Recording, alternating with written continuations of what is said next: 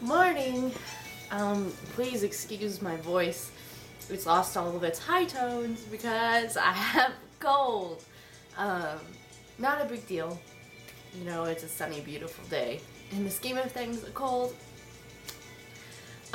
So at first I thought it was just allergies because I just had a runny nose, but then last night while I was sleeping, I had that, you know how when you have a cold, your throat just sort of hurts in a different way.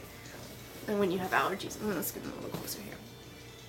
Okay, so today I just wanted to show you a few things, and Tasha told me to make a new video, and I sort of think when Tasha asks you to make a video, you make it, so there you go. So the first thing I wanted to show you is something that I found at the dollar store, and I may have to pick you up to show you this, but it's a Zen garden. And it came with the sand and some of the rocks and this cute little rake. Except for this rock is mine. And I picked that one up at the Avebury Stone Circle in England. And I've lost my rock from Stonehenge, which is sort of a bummer. But what are you gonna do? But my thought was, I have this bag of sand from the Sahara Desert at home. My home is in Kansas. I go to school in Southern California. So I was thinking that maybe when I get home or when I go home for spring break, I'm going to pick up that sand and bring it back and put it in my Zen garden because that's just very Zen, I think. For me at least. Because it was a very peaceful, fulfilling experience. Apparently having a cold has also made me lose my ability to use words functionally.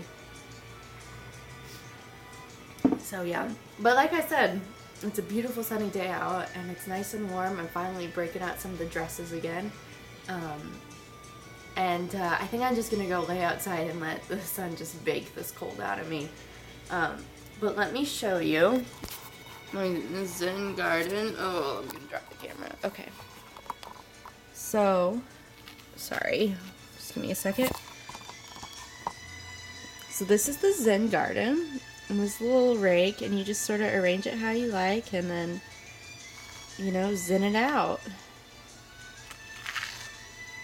So that's a lot of fun. I'm a resident advisor, so I bought like 15 of these and had a program with my residents, and we made Zen gardens. It was great. But yeah, so that was a lot of fun. So that's just gonna be sitting in my room, bringing me chi. Okay. Oh, and the other thing I wanted to show you, it's right in front of my face. I decided I want to start having drum circles, and I don't really have the money to start collecting drums right as of yet. But I do have the money to buy some clay and make some clay maracas. So I was looking for an acorn maraca. I don't know why. I'm just super drawn to an acorn maraca. So making things that are out of clay that are hollow is actually really hard. But this was my first try. And it's not too bad. I mean, it's definitely an acorn, right? But yeah, that's my acorn maraca. And then I made a big strawberry. And this is my strawberry maraca. I'm going to paint these. And then I made another acorn, which I think this one turned out much better. It's got such a good, cute little feel to it. But it's got some constructional cracks back here that I'm going to have to fix before I bake it. I just think the problem with this clay is that it's holding, so when it's sitting down on its side, it puts so much pressure on the bottom. I don't think it's meant to make things that are hollow. So what I did was, they finally got those little plastic Easter eggs in at the dollar store. So I bought like 15 of them, and I'm gonna start putting those in the middle of here. And it won't make exactly the same sound, but I think it'll hold up a lot better, and I'll have maracas that will actually last me a while, as to where I feel like this one might bite the dust. My little acorn friend might bite the dust pretty quickly. Then I made some other things. Excuse me, I just need to blow my nose. I know, I'm sorry, gross in advance. I'm sorry. So gross. So gross.